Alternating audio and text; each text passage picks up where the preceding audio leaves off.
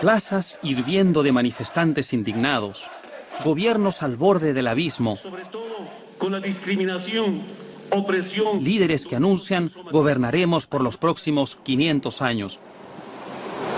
Desde México hasta los Andes se oye la explosión de movimientos indigenistas bramando contra los ricos, el capital extranjero y la globalización.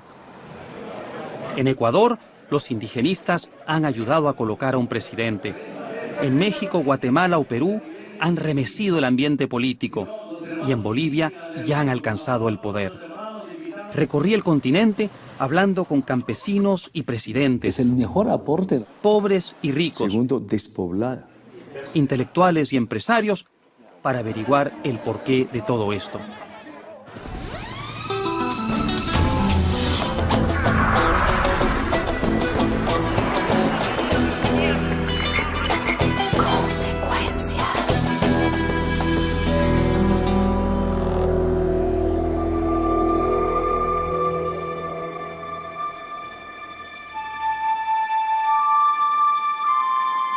La música resuena. Los rituales son misteriosos. Los rostros proyectan aparente sabiduría, pero de alguna forma el mundo indígena no parece pertenecer a nuestro mundo. Especialmente no a nuestro mundo político. Sin embargo, de un tiempo a esta parte, eso está cambiando. El indigenismo solía ser una mera anécdota electoral y un pretexto para los discursos políticamente correctos y demagógicos. Ahora es una vasta fuerza electoral que recorre Bolivia, Perú, Ecuador, partes de Colombia y nos tiene a todos en vilo a la expectativa de lo que pueda suceder aquí en la comunidad andina. Indígenas originarios. Ha crecido tanto que hay quienes temen que pueda acabar redibujando las fronteras y los mapas regionales y provocando guerras civiles. Veamos cómo ya hay, asomando por el horizonte, algunos síntomas inquietantes. Cochabamba, Bolivia, principios del 2007. Un enfrentamiento opone a los cocaleros cercanos al presidente boliviano Evo Morales y a los habitantes de la ciudad. Los cocaleros indígenas quieren más poder para el gobierno de La Paz y los mestizos cochabambinos quieren alejarse de él. Corre la sangre. También hay episodios violentos en México, Perú, Ecuador y otros lugares. Para entender mejor estos resentimientos, hay que poner el dedo en las heridas abiertas del pasado colonial. La lucha por incorporar a los indígenas plenamente a nuestra vida democrática se parece mucho a la que se ha dado en otras partes, como en el África, como en el Asia. Las raíces del desencuentro se remontan a la colonia. Estamos en la plaza principal del Cusco, la vieja capital de los incas, y fue precisamente en estas hermosas inmediaciones donde se dio uno de los choques más brutales, cuando los indígenas se rebelaron contra España y fueron aplastados por la maquinaria colonial. La rebelión se veía venir. Los españoles codiciaban las riquezas de los incas a toda costa. A pesar de algunos curas humanitarios, explotaban duramente a la población indígena y a veces ejecutaban en público a sus líderes. En mayo de 1781, una de esas cabezas rodó por el suelo y se incrustó en la historia. Si usted no reconoce el nombre de José Gabriel Condorcanqui, es seguramente porque lo conoce como Túpac Amaru II. Cuando los españoles atraparon al rebelde, el visitador José Antonio de Areche decidió darle un castigo ejemplar cerca de la plaza principal del Cusco. Y déjenme leerles algunas de las órdenes espeluznantes que dio. Y les advierto, no son aptas para cardíacos. Condeno a José Gabriel Túpac Amaru A ser sacado a la plaza de la ciudad, arrastrado hasta el lugar del suplicio para que contemple la ejecución de su mujer Micaela Bastidas, de su hijo Hipólito, de su tío Francisco, su cuñado Antonio Bastidas y algunos de sus principales capitanes. Concluidas esas ejecuciones, se cortará al inca por mano del verdugo la lengua y después amarrado y atado por sus brazos y pies con cuerdas fuertes para atarlas a las cinchas de 4 caballos que tirarán cada uno en dirección a las 4 esquinas de la plaza, de modo que sea descuartizado el cuerpo.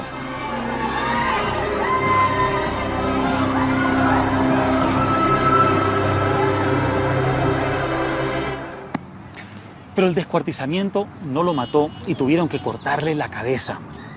Para más INRI, el visitador se ensañó contra todos los nativos de la región, prohibiéndoles a los quechuas y otros grupos nativos usar, por ejemplo, sus vestimentas tradicionales e incluso tocar los pututos, esos instrumentos de viento hechos de caracol marino. Esta campaña del visitador naturalmente causó un profundo resentimiento entre los indígenas. Un resentimiento que viajó de generación en generación y que en ciertos sentidos se mantiene todavía. Hay algunos lugares en las alturas de los Andes donde ese rencor todavía puede encontrar su foco. Lugares con un aura espiritual que para algunos tiene una cualidad casi mágica. En el altiplano andino viajé a uno de los lugares más sagrados. Esta es la Puerta del Sol, el portal principal de Tiahuanaco, la ciudad que antes de su conquista por los incas se llamaba Taipicala, que en lenguaje aymara significa la piedra de en medio. Taipicala, en cuyas ruinas ahora me encuentro, fue el centro de un vasto imperio preincaico que reunió en estas hermosas montañas una gran confederación de pueblos aymaras.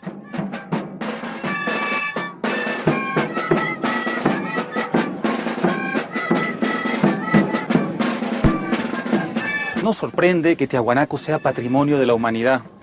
Después de todo, algo único se respira en este ambiente que a 4.000 metros de altura no es precisamente oxígeno. ¿Qué será? Quizá su antigüedad inveterada, tal vez la paz de su silencio, o quizá la historia que transpiran estas piedras.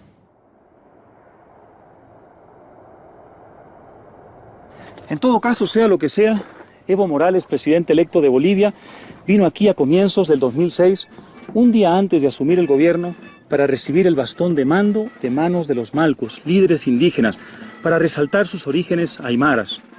En señal de respeto se paseó por aquí descalzo, se colocó un chuco en la cabeza, se puso un manto ancestral o unco y entre ofrendas a la Pachamama, diosa madre, rindió culto a los ancestros. Y luego, recargado de energía, volvió a La Paz para asumir el gobierno.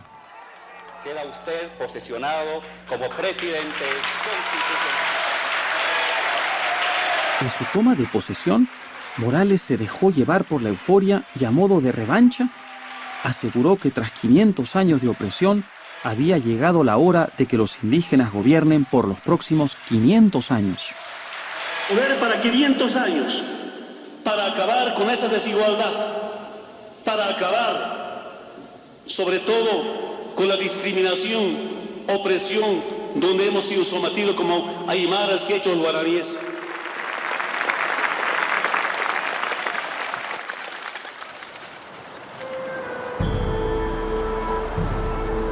¿Por qué aquí? ¿Por qué el indigenismo ha vuelto a correr como la pólvora en toda la región andina?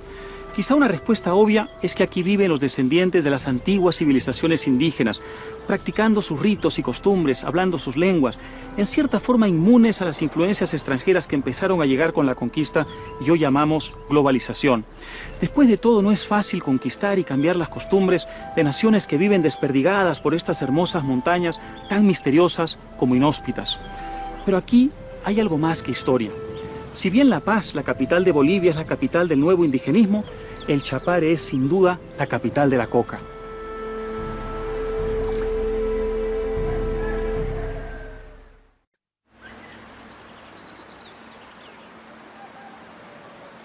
Qué bonito hoja de coca en su árbol lleno de hoja.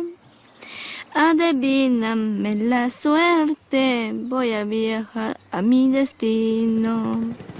Chofercito de mala suerte, que viajas Tingo a Lima.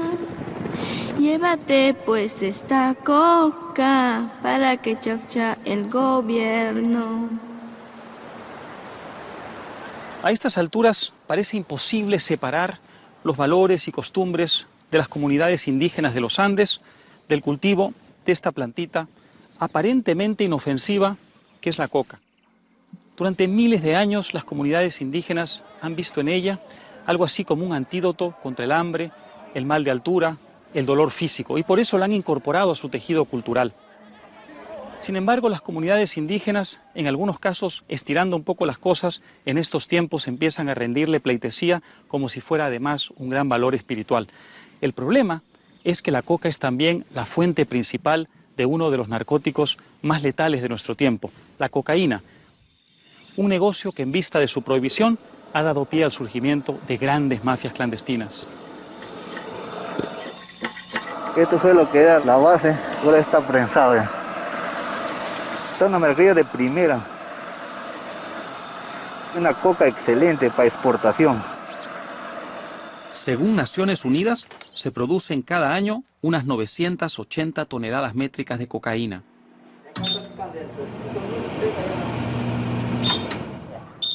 Aunque un 40% no llega al mercado, se calcula que 14 millones de personas han consumido cocaína en los últimos 12 meses.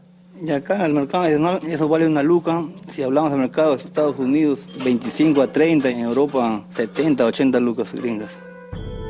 Y pensar que todo proviene de esa plantita aparentemente inofensiva que es la coca. Pero curiosamente, la coca también puede usarse para hacer cosas que utilizamos o ingerimos todos los días. A mucha menor escala, la coca también sirve para fabricar otros productos, como lo comprobé en Tingomaría, en la selva peruana, en una tienda llena de sorpresas.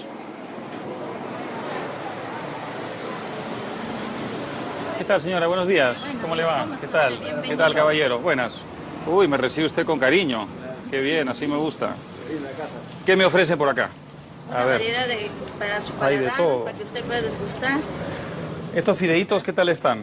Muy buenos, está con espinaca, con alfalfa, full calcio.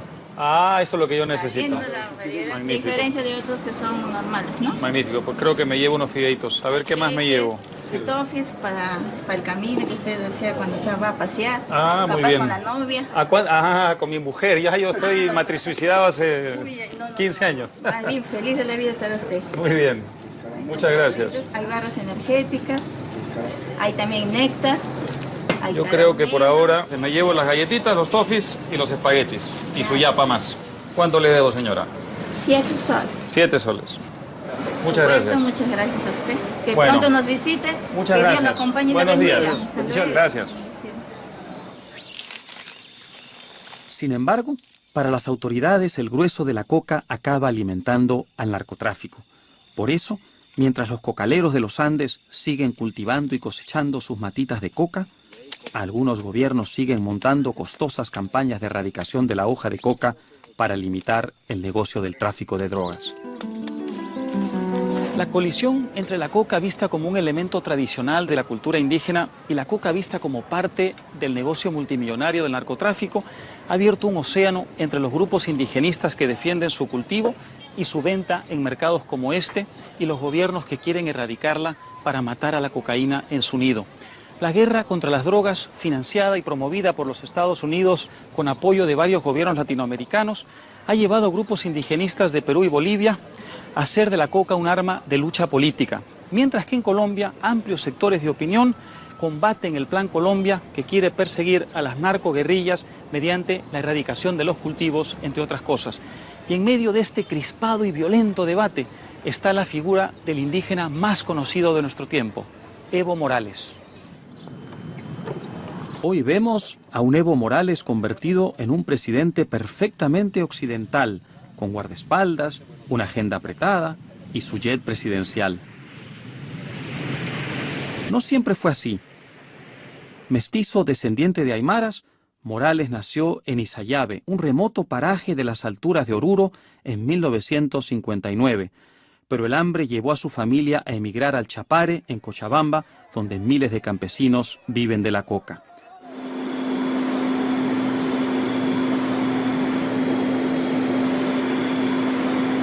parte caminaba sobre Oruro. Si se ve al fondo cerritos, de ahí hasta Oruro una semana, de ahí hasta este lugar, Independencia, casi 2 semanas, total casi 3 semanas de caminata. Como arriero, detrás de la llama, los auquénidos, en busca de alimento, maíz para sobrevivir en la comunidad. Claro, ese lugar en el que caminaba ahora paso en avión.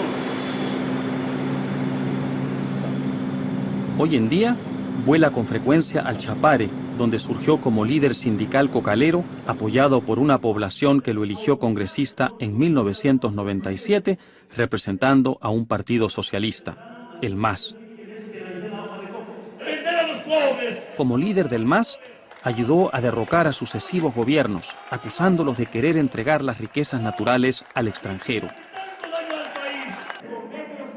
Evo Morales hizo del gas natural y la reivindicación de la coca el caballito de batalla del indigenismo siglo XXI. Su victoria electoral en diciembre de 2005 fue vista como el apogeo de ese proceso.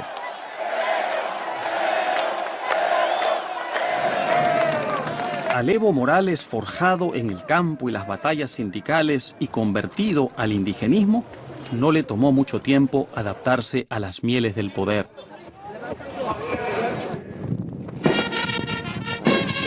Esos soldados, esos asesores, esos fastos. Un poder que usó desde el arranque para congraciarse con sus votantes cocaleros.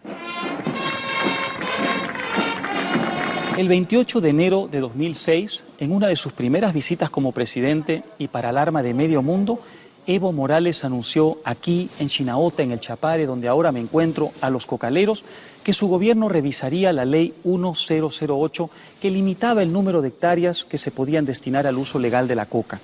Evo Morales ha batallado duro y parejo para legitimar a la coca ante los ojos del mundo. Según él, la mayor parte de la coca tiene un uso tradicional y legítimo. Tengo frente a mí precisamente un saco lleno de coca con 25 kilos que cuesta alrededor de $100. Pero hay otras fuentes, como la Oficina de Naciones Unidas para el Control de las Drogas, situada en Viena, que dicen que el 70% de los cultivos se destinan al narcotráfico. Primero, la hoja de coca no es cocaína. La hoja de coca en su estado natural no hace daño a la salud humana. Por tanto, no podemos decir al cocalero como narcotraficante ni narcodependiente si la hoja de coca no hace daño a la salud humana, demostrado científicamente por muchas universidades europeas, norteamericanas. El movimiento indígena no es la cultura de la cocaína, no somos la cultura de la droga. Por tanto, estamos apostando a cero de drogas. Pero hay un problema serio, que no es un problema boliviano, sino un problema externo. El mercado, la demanda.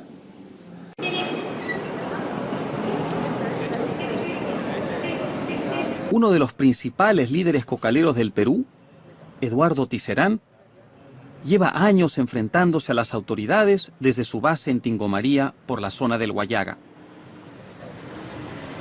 Allí lo busqué para que me diera sus argumentos.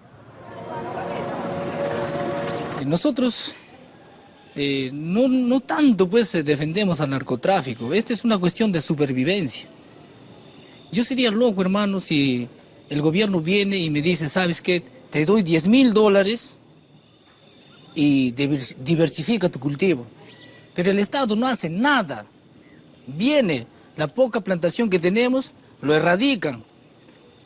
Entonces, ¿qué cosa le queda al campesino? Hay dos opciones. El Estado mismo, hermano, es el que manda que el campesino adopte ser subversivo también, por resentimiento.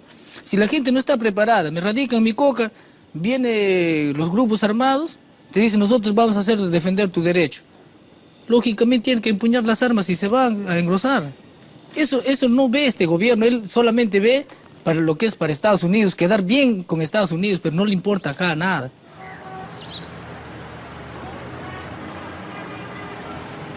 La hoja de coca se cultiva principalmente en los países andinos, como Colombia, Perú, Bolivia y en menor medida Ecuador. Pero Colombia es, con bastante diferencia, el principal productor de cocaína en el mundo.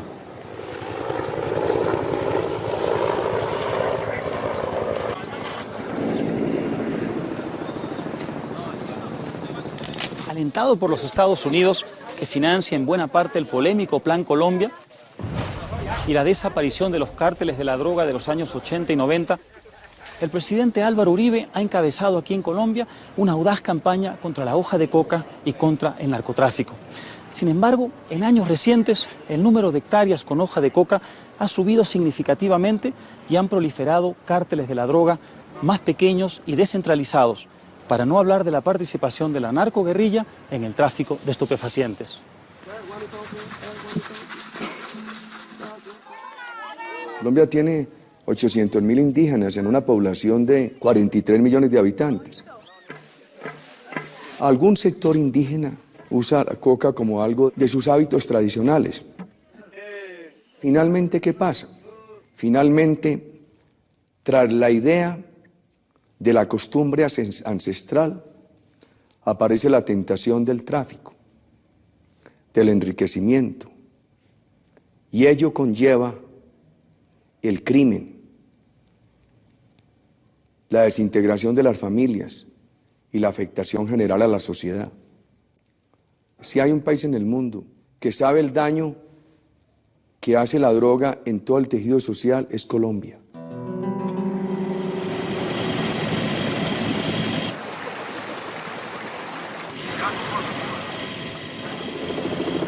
Por obra de líderes radicales antimodernos, algunos asocian hoy al indigenismo con el narcotráfico y la desestabilización política.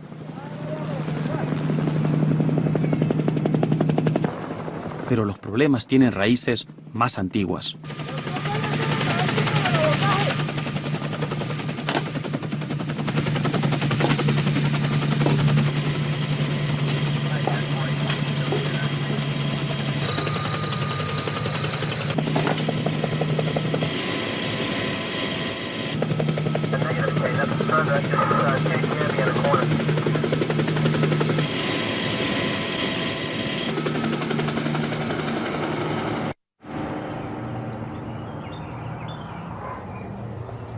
Los orígenes republicanos del desencuentro entre los indígenas y las élites se remontan a los comienzos del siglo XIX, cuando la última guarnición española desapareció del continente, pero la discriminación de la colonia persistió.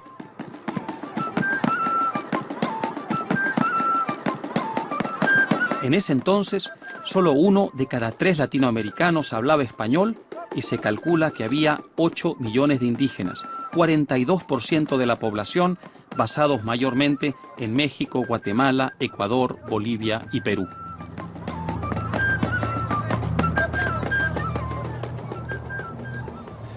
El fuerte contraste entre los criollos que dominaban la vida política y económica y las masas excluidas se convirtió en la característica central de las nuevas repúblicas independientes. Los españoles se habían marchado, pero la colonia dejó entre nosotros una huella de elefante. Era obvio que en aquellos lugares con fuerte presencia indígena los conflictos estaban a la vuelta de la esquina. Una de las grandes cuestiones pendientes era quién sería dueño de la tierra y sus recursos. En general, las tierras que la colonia había arrebatado a los nobles indígenas estaban en manos de los criollos, incluyendo la Iglesia Católica. El reclamo, por tanto, no tardó en retumbar.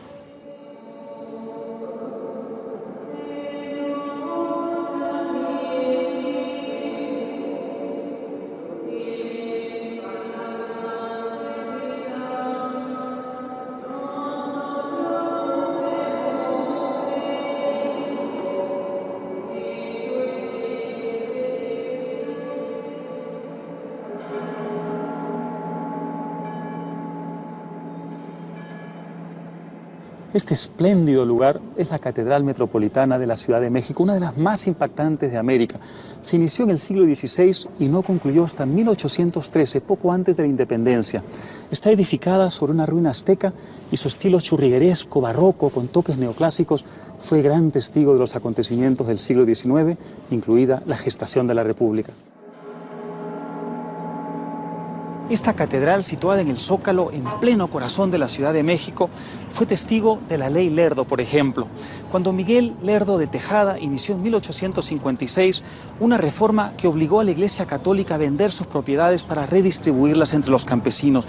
Sin embargo, esta reforma hizo mucho más por los reformistas que por los campesinos, porque a estos no les permitió ser dueños de las haciendas expropiadas y en algunos casos les expropiaron sus propios lotes de tierra.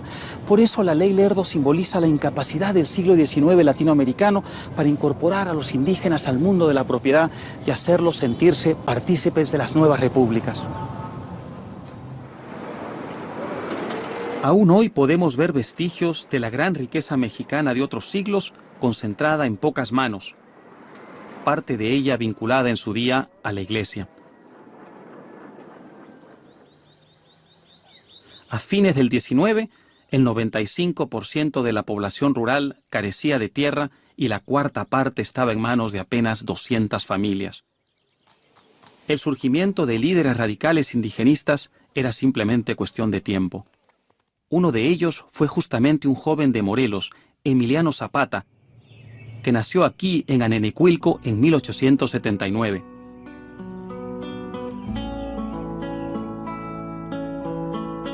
Esta modesta casita en la que vino al mundo es ahora un célebre museo.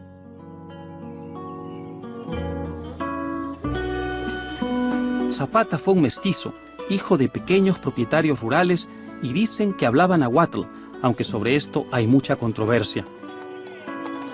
A los 30 años ya era el líder de su pueblo, el portavoz tremebundo de quienes pensaban que la tierra es de quien la trabaja. Partí en busca de un nieto del legendario revolucionario, también llamado Emiliano Zapata, para que me hablara de su famoso abuelo.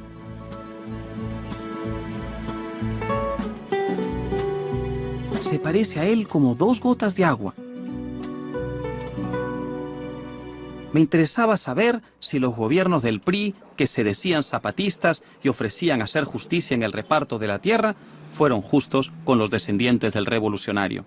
¿Usted no tiene tierra? ¿No tiene una parcela propia? No, nada. ¿Me está diciendo que el nieto de Zapata, el hombre que luchó por la propiedad de la tierra para los campesinos, no tiene tierra? No tengo tierra. Soy el único de los Zapatas que no tiene tierra. ¿Y por qué? Pues yo creo ya por azares del destino. ¿Pero lo ha intentado? Pues sí, he intentado con los gobiernos que me den créditos para comprar una parcela o para tener algún negocio. Pues yo siempre he manejado ganado, pero nunca he tenido ni una respuesta de ningún gobernante. ¿Quién lo diría? El viejo líder revolucionario debe estar dando brincos en la tumba, después de todo lo que hizo para que los campesinos accedieran a la tierra.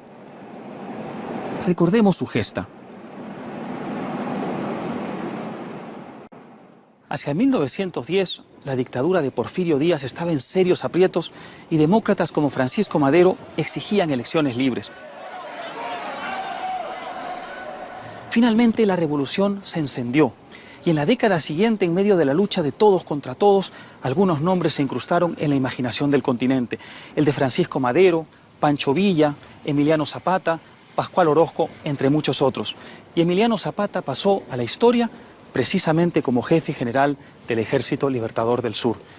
Y todo ocurrió precisamente en este lugar.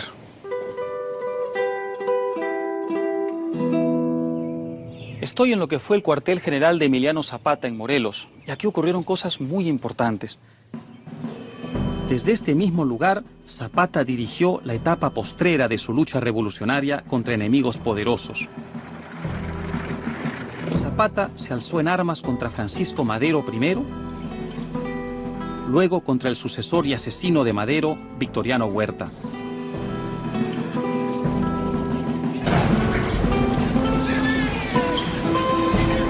Acabar con Zapata por la fuerza había probado ser muy difícil para las huestes oficialistas. Hacía falta mucha astucia. En 1919, el gobierno de Venustiano Carranza le tendió una emboscada a Emiliano Zapata, haciéndolo venir hasta aquí, la hacienda San Juan Chinameca, donde el ejército mexicano le disparó a mansalva desde allí, acribillándolo a balazos.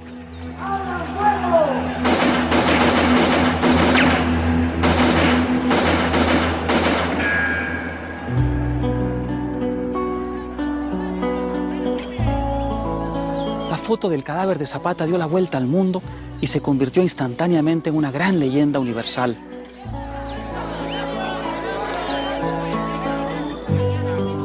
Después de todo, había forzado a la Revolución Mexicana a realizar la famosa reforma agraria. Pero esa reforma, claro, había consistido en restituir la propiedad comunal o el ejido de los tiempos de la colonia, defraudando a millones de mexicanos que aspiraban a ser dueños de la tierra ancestral. Me pregunto si esa reforma colectivista fue realmente la reforma por la que Zapata dio su vida.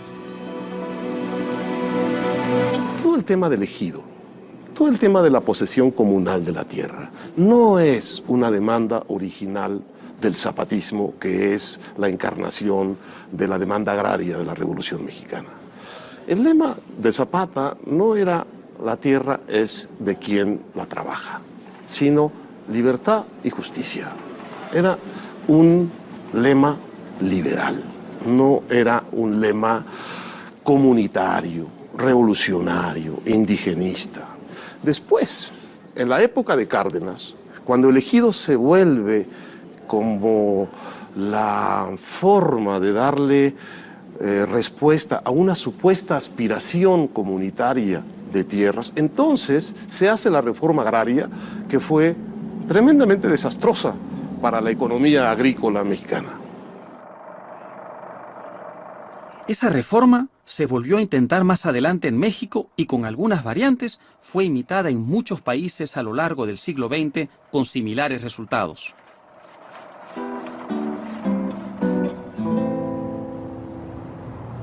El fracaso de nuestras reformas agrarias tuvo grandes consecuencias. La más importante fue la masiva migración del campo a la ciudad. En pocas décadas América Latina pasó de ser 70% rural a ser 70% urbana. Y si ustedes se preguntan cómo surgieron esos cordones de miseria alrededor de las grandes ciudades, la respuesta tiene mucho que ver con el fracaso de la reforma de la tierra. Eso deterioró las condiciones de vida en el campo y expulsó a millones de campesinos a buscar algo mejor. Y se trasladaron precisamente a lugares como este, Chimalhuacán, en las afueras del Distrito Federal. Esos bloques de concreto, esos techos de calamina, esas casas a medio hacer y esa vibrante economía informal. En casi todo el continente, la migración del campo a la ciudad les cambió el tamaño y la cara a nuestras ciudades.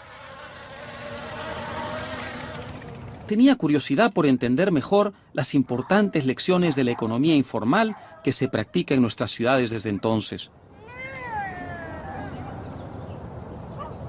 Por eso viajé al sur de Lima, mi ciudad natal, y más precisamente a la localidad de Villa El Salvador, producto de antiguas migraciones. Un lugar que conoce bien Enrique Gersi, coautor del Otro Sendero, un libro que estudia el fenómeno de la economía informal. La ventaja o la gran enseñanza de la informalidad es que es eso, que los informales de América Latina reivindican la propiedad privada para vivir en asentamientos humanos, reivindican la empresa privada para trabajar en un taller informal o como vendedores ambulantes y reivindican su derecho a contratar en las calles de las ciudades de América Latina. La mejor escuela de enseñanza, la mejor escuela empresarial de América Latina son sus calles, no son sus universidades. Los pueblos pobres de América Latina aprenden lo que es el mercado, el contrato, el empresario en las calles de América Latina. Y esa enseñanza, creo yo, es admirable. Peor aún es la situación de los campesinos. Aunque en las últimas décadas millones de latinoamericanos migraron a las ciudades, muchos se quedaron en el campo, donde hoy se dedican a la ganadería y la agricultura. Y esta es la razón por la cual el tema de la tenencia de la tierra es especialmente candente en esta región del mundo. En 1953 se realizó una reforma agraria que tuvo resultados interesantes, pero que fue insuficiente. Hoy, medio siglo después, el gobierno indigenista de Evo Morales ensaya una nueva reforma que, en opinión de muchas personas, no tiene en cuenta las importantes lecciones del pasado. Uno de los críticos es Tito Choque, un agricultor que emigró de Oruro, donde se crió en la extrema pobreza, a las tierras bajas de Santa Cruz. Él dice que la antigua reforma agraria no había dado grandes frutos y por eso tuvo que emigrar. En Santa Cruz, gracias a su trabajo y el acceso a la propiedad de una parcela de tierra, construyó un patrimonio dando trabajo a otros como él. Ahora dice que la nueva reforma agraria va por mal camino. Sí, yo creo que el presidente Evo Morales estaba mirado como una persona que podía hacer el cambio, un cambio de verdad, para que el que tiene menos mejore sus ingresos económicos. Pero no fue así, sino al revés. El pequeño productor o el que tiene escasos recursos tiene que hundirse porque ha cambiado la política de reforma agraria. Antes era propio, privado, cada uno, individual. Hoy día es global. Cuando es global es igualito que mi tierra natal, donde es colectivo, que no deja de trabajar. Como en Oruro. Como en Oruro, Potosí, La Paz, así. Entonces, cuando es colectivo, la tierra es de nadie. No hay crédito para los colectivos, porque no están de acuerdo todos iguales. No se puede vender, no se puede hipotecar una parte, tiene que ser 100% o nada. Además, no están todos de acuerdo y no todos trabajan igualito. Los dedos no son iguales, ¿no? Entonces, no van a igualar nunca. Entonces, eso progreso no va a existir.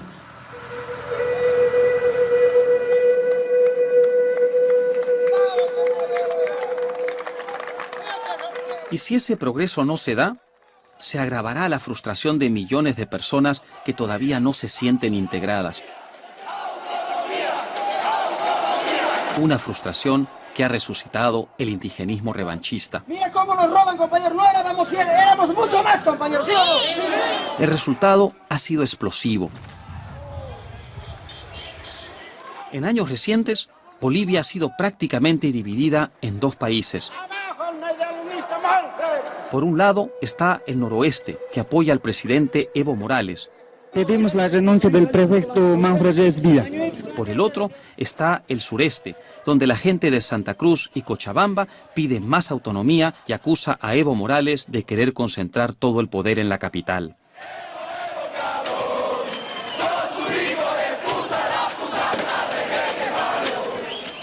En 2008, Santa Cruz hizo un referéndum en el que la inmensa mayoría aprobó un estatuto de autonomía.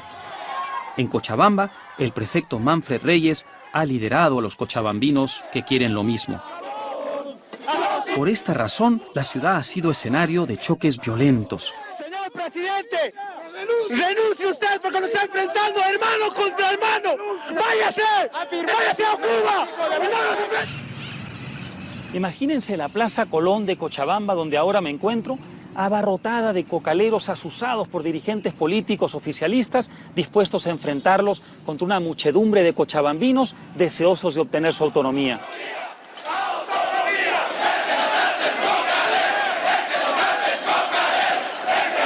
Eso fue lo que ocurrió a comienzos del 2007 en esta misma Plaza Colón.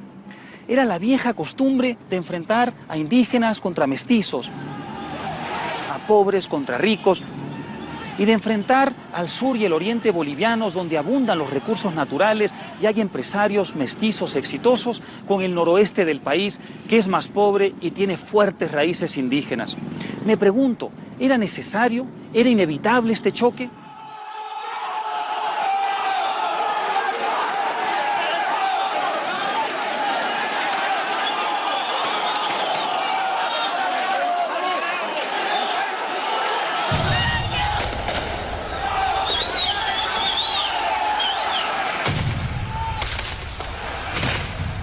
Una cosa es leer que un enfrentamiento como ese provocó víctimas y otra ponerles caras y nombres, como me tocó hacerlo al recorrer los escenarios violentos y hablar con testigos y parientes.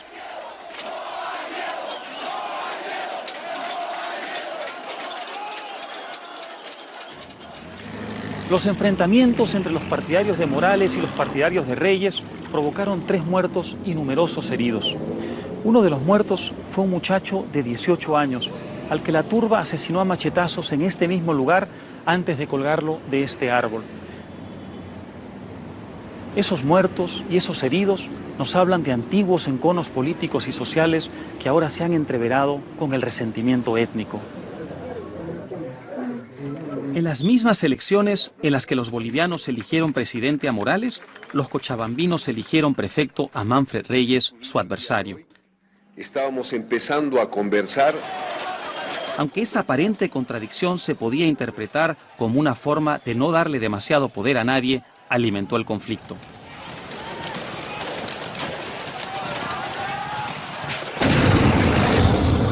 Manfred Reyes, el prefecto de Cochabamba, tuvo que huir para no ser linchado por una turba indigenista de partidarios de Evo Morales que quisieron tumbarlo aquí mismo donde estoy parado, frente a la prefectura. Manfred Reyes había pedido más autonomía para su región, que está poblada por indígenas y mestizos fuertemente divididos a este respecto. Han venido aquí con las 6 federaciones de cocaleros. Se movilizaron a los cocaleros desde el Chapare. Desde el Chapare. Han movilizado, han cercado la ciudad, nos han cortado el agua a la ciudad y han hecho que la población reaccione. La población ha salido a las calles a reaccionar y ha habido un enfrentamiento entre ambos bandos. Una batalla campal, diría yo, donde han habido más de 200 heridos y han habido 3 muertos. Han matado, han asesinado a un niño de 18 años. Entonces, yo quiero que usted sepa, Álvaro, este tema. Imagínese la que ha venido a incendiar esta prefectura. Ustedes van a ver cómo han incendiado las que dirigían. Y cuando ha pasado todo esto, la población no ha permitido que yo me vaya. Han defendido, hemos tenido que estar de casa en casa clandestinos, nos han perseguido por aquí. Hemos ido a Santa Cruz, nos han perseguido a Santa Cruz. Querían agarrarme, traerme y ponerme en la plaza con las hordas salvajes. Y lincharme. Por lo visto, pasará mucho tiempo antes de que estas pasiones se aplaquen. Evo Morales es el centro de la feroz lucha política que divide a Bolivia. Esta lucha no se da solo entre indígenas y mestizos o blancos. También entre dirigentes indígenas hay gran diferencia de opiniones. Para Morales, el gobierno del MAS marca un antes y un después de la lucha por promover a los indígenas. Por lo menos en Latinoamérica, o en América, los indígenas hemos sido los más odiados, despreciados, discriminados, humillados, explotados, sometidos, en los hechos los más vilipendiados de la historia boliviana y latinoamericana. Y obligados a buscar igualdad y justicia. Acá solo estamos buscando igualdad. Estamos avanzando. Cómo buscar cierto equilibrio económico, social en nuestro país y desde acá tratando de cómo entendernos mejor todavía en Latinoamérica. Sin embargo, hay otros dirigentes de ascendencia indígena, como el ex vicepresidente Víctor Hugo, que creen que el actual presidente boliviano está exacerbando las tensiones étnicas y sociales en su país. La Bolivia de hoy está más integrada de lo que era hace 10, 20 años.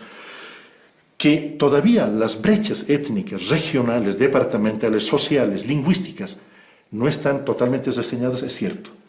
Que las pugnas y las rivalidades de diverso tipo no los ha inventado este gobierno, también es cierto, pero sí los ha agravado. Ha puesto más sal sobre la herida y hoy podemos decir que el conflicto, por ejemplo, del mundo de tierras bajas y el mundo de tierras altas se ha agravado mucho más. Y el conflicto o la separación entre indios y blancos también, entre gente de piel morena como yo y otros de piel blanca también se ha agravado. Entonces, este discurso confrontacional agresivo del presidente y del gobierno, que no puede ser o no quiere ser gobierno de todos los bolivianos y bolivianas, sino solo de un sector, ¿no?, de indígenas contra los no indígenas, ha sido un enfoque que ha agravado las brechas históricas que Bolivia ha tenido en lo regional, en lo departamental, en lo ideológico, en lo político, en lo cultural.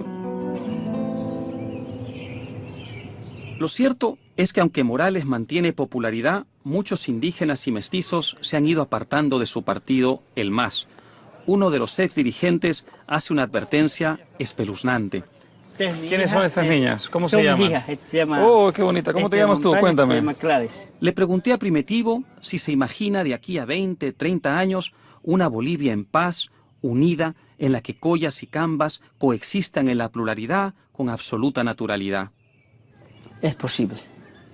Es posible siempre y cuando un presidente tiene que ser un presidente de todos los bolivianos, no de su color político. Pero si sale el Evo dentro de otro presidente y sigue va a manejar el mismo que se está manejando, yo creo que no. Más al contrario, yo digo, apuntamos a la guerra civil en Bolivia.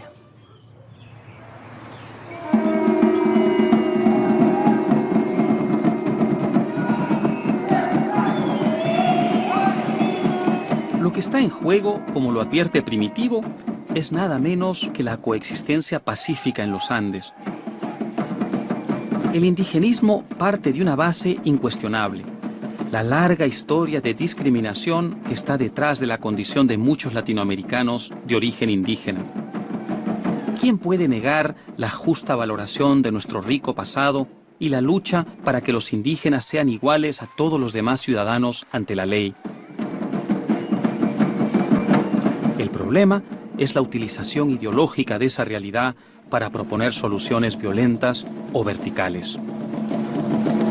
Nuestra rica historia es también nuestra gran asignatura pendiente: superar las divisiones sociales y étnicas de una buena vez. El viejo código moral de los incas mandaba: no robarás, no mentirás, no serás ocioso.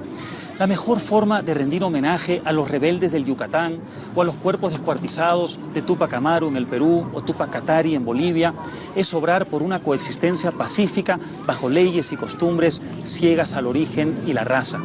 En lugar de declarar guerras imposibles de ganar al mundo occidental como hace el indigenismo cuando se aparta de la legítima valoración del pasado, o de preservar sistemas elitistas que dificultan la participación de los pobres en la empresa, la vida civil y la propiedad, debemos aprender las grandes lecciones de nuestro pasado.